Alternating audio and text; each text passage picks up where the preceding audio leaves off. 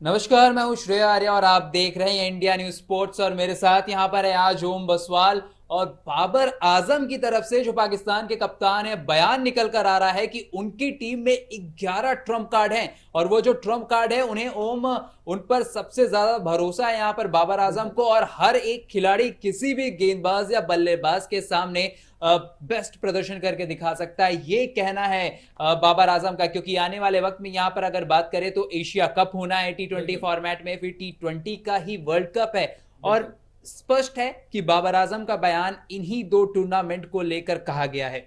बिल्कुल। एक बार मैं सबसे पहले अगर बयान बता दूं हमारे दर्शकों की क्या कुछ बयानबाजी हुई है यहाँ पर बाबर आजम की तरफ से, तो उन्होंने कहा है कि we have 11 trump cards, each of them can be match winners on their day, I have faith in every one of them whether batters और बॉलर। अब अगर मैं पाकिस्तान क्रिकेट की बात करूं, वर्ल्ड कप के बाद काफी इंप्रूव्ड साइड है श्रेय पाकिस्तान की। बैटर्स कहें या फिर बॉलर्स कहें, काफी ज्यादा इंप्रूवमेंट है, बैटिंग में थोड़ी सी डेप्थ आई है। और जो यहाँ पे जो रिस्पॉन्सिबिलिटी लेने वाली बात है, वो बाबर आजम के अलावा और भी खिलाड़ी हैं जो बैटिंग की रिस्पॉन्सिबिलिटी ले रहे हैं।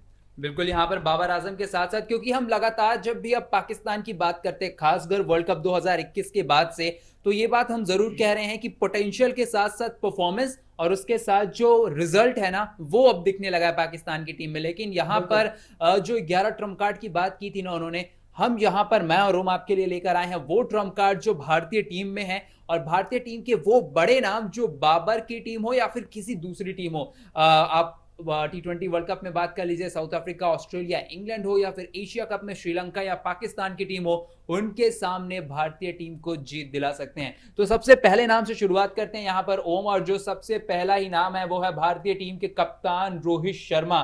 क्योंकि पिछले कुछ वक्त में जिस तरह का चेंज आया है, लंबे वक्त से वो फॉर्म में नहीं थे रोहित शर्मा, लेकिन जिस तरह से वो उन्होंने फॉर्म में वापसी की है, साल 2022 के आंकड़ों की बात करें तो यहां पर 145 की स्ट्राइक रेट से यहां पर ओम 22 मैचों के दौरान उन्होंने 450 रन बनाए हैं महज T20, सिर्फ T20 अंतरराष्ट्रीय मैचों की अगर बात करें तो सबसे पहले ट्रम्प कार्ड जो है ना ओम, वो रोहित शर्मा ही है। बिल्कुल। रोहित शर्मा, जहां पर मुझे सबसे अच्छी बात लगती है रोहित शर्मा की, जो अब स्कोरिंग के बजाय स्ट्राइक रेट पे ज्यादा महत्व दे रहे हैं रोहित शर्मा। और जो इस टाइम पे T20 क्रिकेट की डिमांड है और टीम इंडिया की भी डिमांड, बिल्कुल बिल्कुल, यहाँ पे टीम इंडिया की डिमांड है उस स्ट्राइक रेट से बल्लेबाजी करना। भले ही आप 6 ओवर में कुछ 60 या 65 रन लगाएं, लेकिन आप यहाँ पर आप विकेट खो देंगे उसकी चिंता नहीं है, लेकिन आप 6 ओवर में कुछ 40 रन करेंगे और यहाँ पर आपके विकेट आप या विकेटलेस होंगे, आपकी ओपनिंग साझेदारी 40 रन करेगी तो ओवर में, तो वो कहीं ना कहीं डीमेरिट दे जाता है। और जो मिडिल ऑर्डर बल्लेबाज होंगे उनके ऊपर ज्यादा प्रेशर होगा कि आप यहाँ पर आके वो आते ही यहाँ पर इनिंग्स को पेस दें,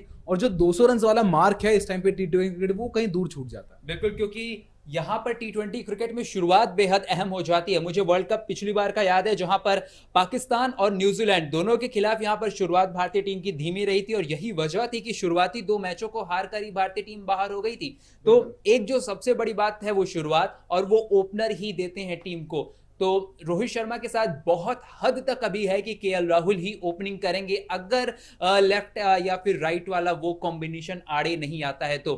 यही उम्मीद है। मुझे तो लगता है इसलिए आना चाहिए लेफ्ट एंड राइट का कॉम्बिनेशन का आड़े, क्योंकि आप सेम टॉप 3 के साथ जा रहे हैं जो आपकी पिछली बार वर्ल्ड कप में थी। और उनमें से दो जो अगर बात करें तो वो बेहद नए हैं और आउट ऑफ फॉर्म है। बिल्कुल नए हैं और आउट ऑफ फॉर्म है। और क्योंकि ना देखिए, टॉप 3 में अगर पास एक लेफ्ट हैंडर होता है, मैं बार बार कहता हूं ये बात कि बॉलर्स को अपनी जो थिंकिंग पॉलिसी, जो अपना माइंडसेट है और जो अपना कंसंट्रेशन है, वो बिगाड़ने में बहुत कामयाब होता है। आपके पास लेफ्ट हैंड बल्लेबाज है, अब आपको चेंज करना पड़ेगा, यहाँ पर आपको फील्ड पोजीशन चेंज करनी पड़ेगी, आपको बार बार जो रिदम है वो ब्रेक होता है कहीं ना कहीं। तो इंपॉर्टेंट था कि एक लेफ्ट हैंड बल्लेबाज यहाँ पर हो, जो टीम इंडिया फोकस कर भी रही थी। लेकिन जिस हिसाब से सिलेक्शन हुआ है, लगता है कि नहीं, कि वही टॉप 3 होने वाले।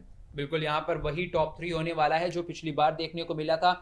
और रोहित शर्मा का चलना ना ओम, एक ये इसलिए भी जरूरी हो जाता, थोड़ी सी डिस्कशन करके आगे अपने अगले ट्रम्प कार्ड पर आपको ले चलेंगे।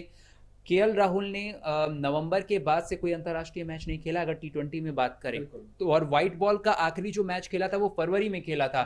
तो जो वापसी हो रही है ना, यहाँ लगा बतौर कप्तान हो रही है और प्रेशर उन पर भी होगा।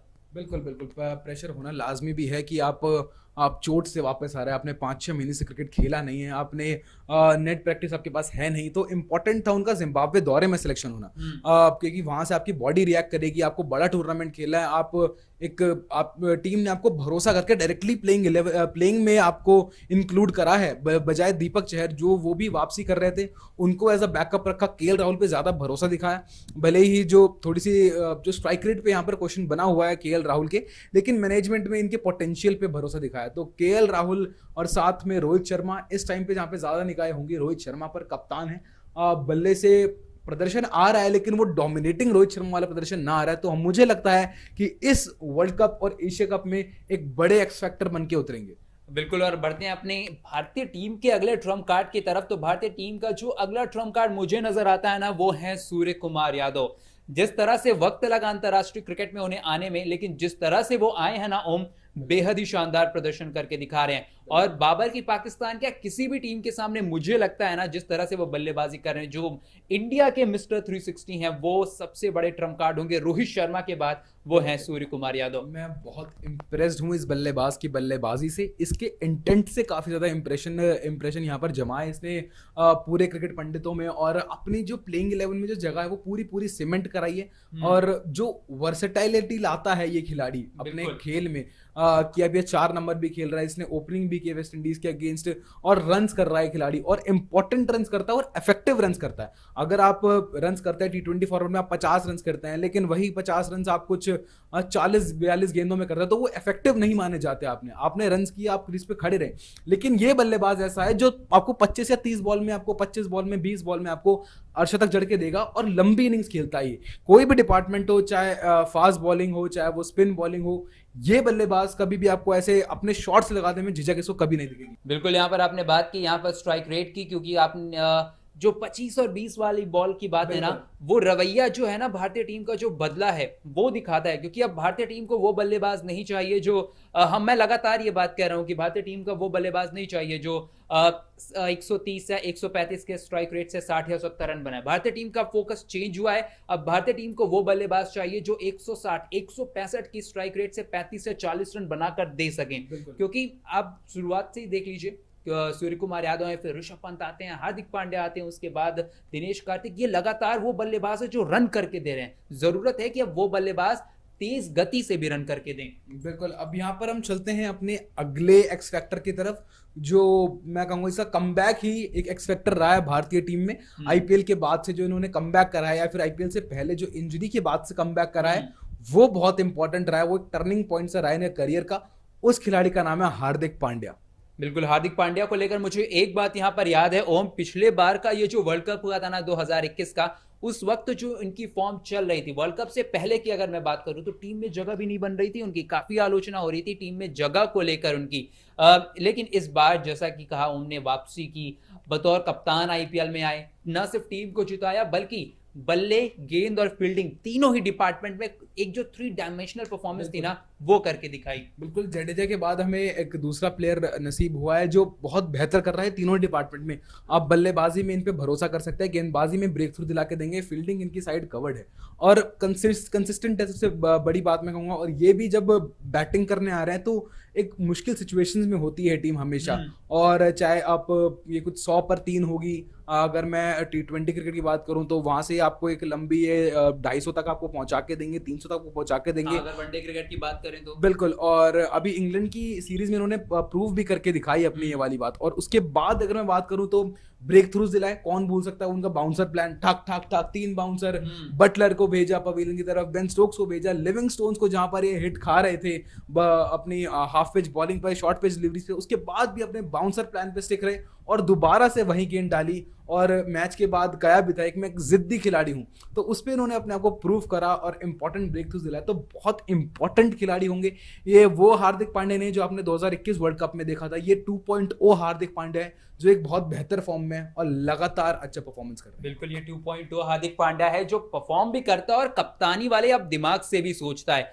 बढ़ते हैं अपने अगले ट्रम्प कार्ड की तरफ। तो हमारा जो अगला ट्रम्प कार्ड है वो है भुवनेश्वर कुमार। यहाँ पर थोड़े से चौंकिए मत, हम बुमराह को भी कंसिडर करते हैं, उम्मीद करते हैं कि वो वापसी कर सके T20 वर्ल्ड कप तक। लेकिन फिलहाल के लिए जो हालात है उनको देखते हुए हम कहें तो जो जसप्रीत बुमराह के साथ अगर हम किसी को देखना चाहेंगे वो है भुवनेश्वर कुमार, इसलिए भुवनेश्वर कुमार जो है ना गेंदबाजी डिपार्टमेंट को यहाँ पर लीड करने वाले हैं, ना सिर्फ एशिया कप बल्कि आने वाले वक्त में T20 वर्ल्ड कप। हूँ भुवनेश्वर कुमार को लेके, क्योंकि एक ज्यादा यहाँ पे रिस्पॉन्सिबिलिटी वाले भुवनेश्वर कुमार आपको देखने को मिलेंगे, जो ज्यादा प्रेशर में गेंदबाजी करेंगे। क्योंकि जसप्रीत बुमराह की एब्सेंस में अब सारा जो कमान की होगी कि गेंदबाजों को अपने लीड कैसे करेंगे, आप अपने गेंदबाजों को रोटेट कैसे करेंगे, आप कमांडर है अपनी अब गेंदबाजी टोली की, आपके पास 2 युवा फास्ट बॉलर जिनके पास पोटेंशियल बहुत है, आपके पास अर्शदीप सिंह है, आपके पास आवेश खान है। अब आपको उनको यूज कैसे करना है, आपको अपना एक्सपीरियंस कैसे शेयर करना है उनके साथ, आप कैसे उनको गाइड करेंगे, ये बहुत मुख्य बन जाएगा भुवनेश्वर कुमार के साथ। और आईपीएल के बाद जो मुझे भुवनेश्वर कुमार दिखे ना, बहुत मजा आ रहा है इनको देखने में। अभी भी जो पुराने भुवनेश्वर कुमार थे ना, दोनों तरफ स्विंग करवाते थे, असमंजस में रहता था बल्लेबाज, खेलूं छोड़ू, और उस असमंजस में बल्लेबाज को आउट करना कोई भुवनेश्वर कुमार से सीखे। इंग्लैंड के मुश्किल बैटर्स के अगेंस्ट, इंग्लैंड की सीरीज के, इंग्लैंड की जमीन पर जेसन रॉय को इस असमंजस का शिकार बनाया, बटलर को इस असमंजस का शिकार बनाया, तो बहुत इंप्रेस्ड है यहाँ पर भुवनेश्वर कुमार से। बिल्कुल, यहाँ पर बहुत इंप्रेस्ड है भुवनेश्वर कुमार से। और भुवनेश्वर कुमार के अंडर में ही जो एक नया गेंदबाज यहाँ पर आ रहा है भारतीय टीम में, वो है अर्शदीप।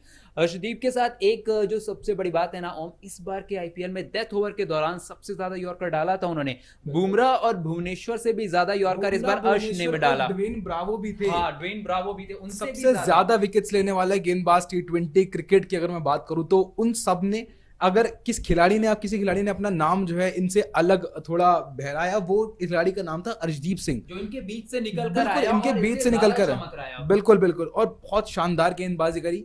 क्या बात करें इस गेंदबाज की, और डेथ ओवर्स में रन भी कम खर्चे, बिल्कुल कंजूस गेंदबाज है। और सबसे इंटरेस्टिंग बात लगती है, इनके साथ आए थे खिलाड़ी और उमरान मलिक, जो अपनी छाप नहीं छोड़ पाए इंटरनेशनल क्रिकेट की अगर मैं बात करूं तो। बहरहाल अगर मैं अर्शदीप सिंह की बात करूं तो वो लगातार परफॉर्म कर रहे हैं, और हर एक गेम में ना कुछ एक्साइटिंग देके जाते हैं हमें, कुछ ना कुछ सेलिब्रेट करने के लिए देके जाते हैं कि आज कुछ नया करेंगे। हर सिचुएशंस में बॉल डाल रहे हैं, चाहे हिटिंग की बात करो, चाहे इनको हिट्स पड़ जाए तो भी एक नया इनके पास एलिमेंट होता है कि मैं कहां से चौंकाऊं। एक काफी ज्यादा मैं कहूंगा समझदार बॉलर, इनको पता है कि कहां मुझे बैक करना है अपने आप को, और कहां मैं बल्लेबाज से चूक करवा सकता हूं। बिल्कुल, यही सारी चीजें चाहिए होती हैं बतौर गेंदबाज, और ये सारी चीजें जब आपको इतने युवा करियर में ही आपके दिमाग में आ जाती है ना, ये सारी चीजें जब आप सीख लेके तभी जाकर इतने बड़े स्टेज पर इतना बड़ा मौका मिलता है, और वो अर्शदीप के साथ वही हो रहा है। तो ये मुझे लगता है ना ओम, ये वो जो महत्वपूर्ण खिलाड़ी, और इनके साथ साथ दीपक हुड्डा भी हैं लाइन में, हो सकता है कि उन्हें मौका दिया जाए। ऋषभ पंत है खुद, जो भारतीय टीम के सबसे बड़े ट्रम्प कार्ड हैं। और थोड़ा सा अगर मैं ऋषभ पंत पर चर्चा करना चाहूं यहाँ पर ओम, क्योंकि जिस तरह की मैच्योरिटी उनके अंदर भी आई है, लगातार ये बात की जा रही थी कि विकेट की अहमियत को नहीं समझते हैं, आउट हो जाते हैं, विकेट फेंक कर आ जाते हैं, लेकिन इंग्लैंड दौरे के बाद से जो अहमियत अपनी विकेट की समझी और जो मैच्योरिटी दिखाई है, एक अलग लेवल के खिलाड़ी बन गए। बिल्कुल, एक अलग लेवल के खिलाड़ी बन गए हैं यहाँ पर। देखिए, आप कभी भी आप इंपॉर्टेंट रन्स करिए, लेकिन आप एक 10 में से अगर आपने 2 बार भी कोई मुश्किल सिचुएशन में यहाँ पर भारतीय टीम को छोड़ा और रैप शॉट खेला, आपके ऊपर पूरा मीडिया जगत उतरेगा, आपके ऊपर हर एक क्रिकेट पंडित, आपके ऊपर कोच, सिलेक्शन, मैनेजमेंट, सब आपके ऊपर चलेंगे कि आपने वहां पर अपनी विकेट की अहमियत क्यों नहीं समझी, आपने वहां पे क्यों रैप शॉट खेला। अगर आप वहां पे टिकते यहाँ पर होते तो आप टीम का रिजल्ट कुछ और हो सकता था। जहां पर ऋषभ पंत ने बहुत बार ऐसी गलतियां करी है कि जहां पर उनके विकेट की बहुत ज्यादा अहमियत थी, इंपॉर्टेंट था उनका खड़ा होना, और वहां पे खराब शॉट, एकदम रिडिकुलस शॉट को खेल के अपना विकेट गंवाया। लेकिन इन दी एंड अब ये मैं कहूंगा सारे जगत अब एक्सेप्ट कर रहा है कि यही खेलने का रवैया है इस खिलाड़ी का। अगर 10 में से 3 बार मिस कर रहा है, 7 बार हिट कर रहा है, तो आपको उस चीज को एक्सेप्ट करना होगा कि एक खिलाड़ी के पास अगर वही तरीका है और 3 बार मिस भी कर रहा है तो 10 बार टीम को जीत दिला रहा है। और अब वो जो मुझे लगता है ना, जो अच्छी इनिंग्स की जो फ्रीक्वेंसी थी ना ऋषभ पंत की तरफ से, वो बढ़ गई है। तो अब देखना यही होगा कि बाबर आजम हो या फिर कोई भी दूसरा कप्तान हो, पाकिस्तान की टीम हो या फिर कोई दूसरी टीम हो, उसके सामने जब ये भारतीय टीम उतरेगी तो किस तरह का प्रदर्शन करके दिखाती है। और ये जो भारतीय टीम के ट्रम्प कार्ड हैं, वो विश्व विजेता क्या भारतीय टीम को 11 साल के बाद फिर से बना पाते हैं या नहीं, क्योंकि आखिरी बार जो वर्ल्ड कप जीता था वो वनडे का वर्ल्ड कप था, और वो 11 साल हो चुके हैं वर्ल्ड कप की ट्रॉफी उठाए भारतीय टीम को। देखना यही है कि क्या भारतीय टीम इस बार इस सपने को पूरा कर पाती है या नहीं।